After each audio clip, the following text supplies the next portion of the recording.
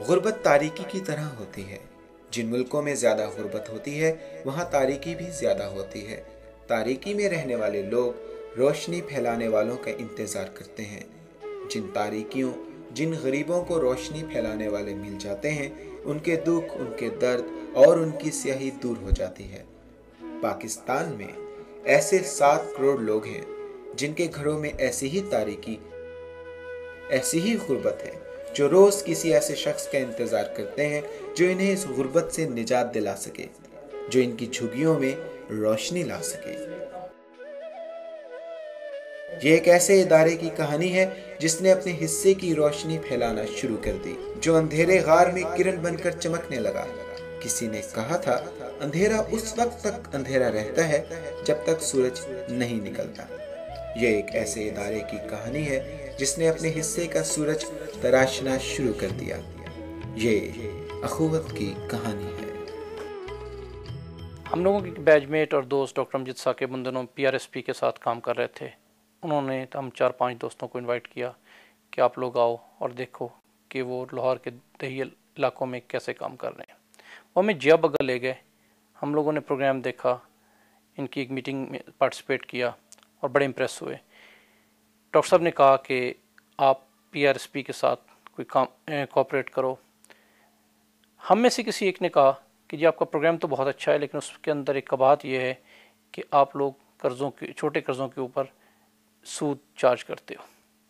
Doctor صاحب نے کہا کہ اگر غیر سودی کوئی ادارہ ہو تو اس کے بارے میں آپ کا کیا رویہ ہوگا. تو ہم میں سے تقریباً سب نے کہا کہ اس کے لیے تو ہم کچھ بھی کرنے کے لیے تیار ہوئیں گے. چند دن کے بعد ہم لوگ اکٹھے ہوئے اور ہم نے اخوت کے نام سے ایک غیر سودی مائکرو فائنینس تنظیم کی بنیاد رکھی. جب میں گھر پہنچا تو میری وائف طاہرہ نے مجھے کہا کہ اس کے پاس زکوٰۃ کے 10,000 روپے موجود ہیں اور اگر میں چاہوں تو کسی کو دے سکتا ہوں. زندگی میں پہلی اور آج تک آخری بار تھی کہ جب اس نے مجھے اپنے پیسے، زکوٰۃ کے پیسے یوٹیلائز کرنے کے لیے کہا. وہی پیسے اگلے دن ڈاکٹر امجد ثاقب کو میں نے پیش کر دیے. وہی 10,000 روپے اخوت کا پہلا قرضہ اور اس کی بنیاد بنے. غربت وسائل کی نامساوی تقسیم سے جنم لیتی ہے اور اسے ختم کرنے کی ذمہ داری کسی اور پر عائد نہیں ہوتی. یہ ذمہ داری معاشرے کے کندھوں پر استوار ہوتی ہے. اس سلسلے میں اسلام کا پیغام بہت واضح ہے.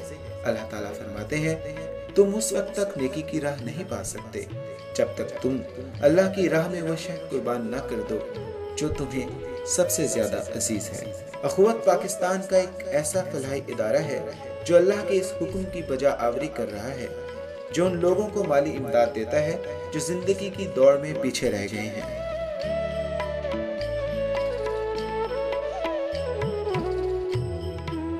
یہ اخوت کی ابتدا تھی. یہ 10,000 روپے لاہور کی ایک خاتون رضیہ کو دے دیے گئے. اخوت ਸਾਡਾ ادارہ ਆ. 10,000 ਮੈਂ ਕਰਜ਼ਾ ਲਿੱਤਾ ਸੀ, ਉਹਦੇ 'ਚ ਮੈਂ ਸਿਲਾਈ ਕਢਾਈ ਜਿਹੜੀ ਉਹ ਸ਼ੁਰੂ ਕੀਤੀ. ਪਹਿਲੇ ਸਾਡੇ ਘਰ ਕੋਈ ਖਾਣ ਨੂੰ ਨਹੀਂ ਸੀ ਹੁੰਦਾ, ਮਤਲਬ ਤੇ ਹੁਣ ਪਹਿਲੇ ਨਾਲੋਂ ਨਾ ਮਾਸ਼ਾਅੱਲਾ ਬਿਹਤਰ ਹੈ. ਅੱਛੀ ਜ਼ਿੰਦਗੀ ਗੁਜ਼ਾਰ ਰਹੇ ਹਾਂ, ਅੱਛਾ ਖਾ ਰਹੇ ਹਾਂ, ਅੱਛਾ ਪਹਿਨ ਰਹੇ ਹਾਂ. رضیہ کی یہ محنت اخوت کی بنیاد بنی. رضیہ کی کامیابی نے اخوت کے معماروں کو نیکی کی ایک نئی راہ دکھائی. رضیہ بی بی کی کامیابی کے بعد ہم نے سوچا کہ اس پروگرام کو اور وسعت ملنی چاہیے، اس کے کچھ اصول و ضوابط ہوں، اس کے کچھ طور طریقے ہوں، اور اس کے لیے بہت سے اور فنڈز اکٹھے کیے جائیں تاکہ رضیہ بی بی جیسی ہزاروں خواتین جو اپنا کاروبار شروع کر کے اپنے پاؤں پر کھڑا ہونی چاہتی ہیں ان کی مدد کی جائے۔ ہم نے اپنے بہت سے دوستوں کو دعوت دی، ان میں سے چند ایک نے لبیک کہا، اپنے اس فرض کو پہچانا اور ہمارے ساتھ اس سفر میں شامل ہونے لگے۔ جب اس سفر کا آغاز ہوا تو سب سے پہلا سوال جو اٹھا وہ یہ تھا کہ اس ادارے کا نام کیا رکھا جائے۔ ہم ایک ایسے نام کی تلاش میں تھے جو ہماری حکمت عملی اور ہماری اس فرض کی مکمل نمائندگی کر سکے۔ ہمارے ایک دوست نے کہا کہ آپ تو پاکستانیوں کے درمیان بھائی چارہ قائم کرنا چاہتے ہیں۔ وہیں سے ہم نے فیصلہ کیا کہ ہم اس ادارے کا نام اخوت رکھیں گے۔ گو اخوت کا بنیادی تصور گرامین بینک سے ملتا جلتا ہے، لیکن اس کے باوجود یہ ادارہ دنیا کی تمام مائکرو فائنانسنگ آرگنائزیشن سے مختلف ہے۔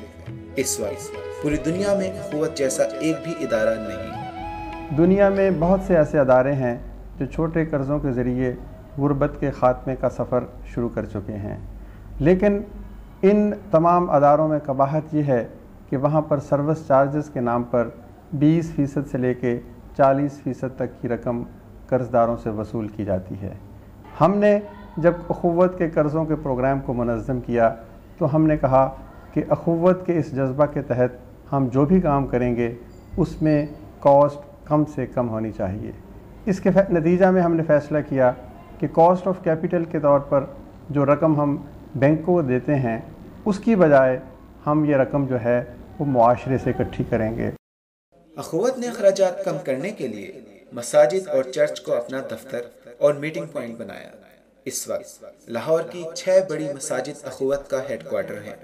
ان میں ٹاؤن شپ کی مسجد، اچھرا کی مسجد، داتا صاحب کی مسجد، گڑھی شاہو کی مسجد اور چرچ سینٹ اینتھونی شامل ہیں۔ ساتھ ہی اخوت کا پہلا اصول ہے کفایت شعاری، ٹرانسپیرنسی اور اکاؤنٹیبلٹی اخوت کے اصول ہیں۔ اخوت کے ملازمین کی زیادہ سے زیادہ تنخواہ 7,000 روپے ہے۔ اخراجات کی تفصیل اس کی ویب سائٹ سے دیکھی جا سکتی ہے۔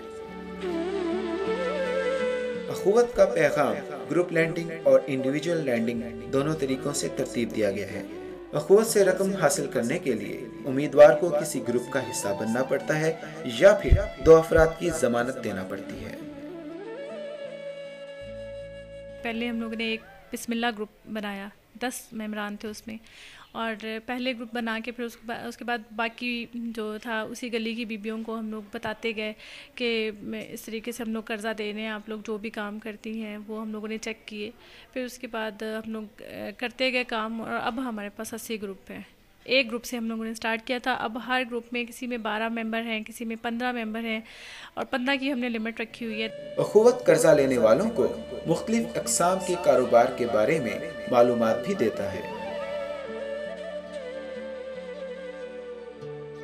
اخوت اس وقت 4,500 خاندانوں کو قرضہ دے چکی ہے، جبکہ اس ادارے سے مستفید ہونے والے افراد کی تعداد 30,000 سے زائد ہے۔ اخوت قرضوں پر کسی قسم کا سود نہیں لیتی، یہ اس لحاظ سے اسلامی مکتبہ فکر کے قائل ہے۔ ہم اس پروگرام کے انتظامی اخراجات پورے کرنے کے لیے لوگوں سے تھوڑی سی فیس بھی لیتے ہیں۔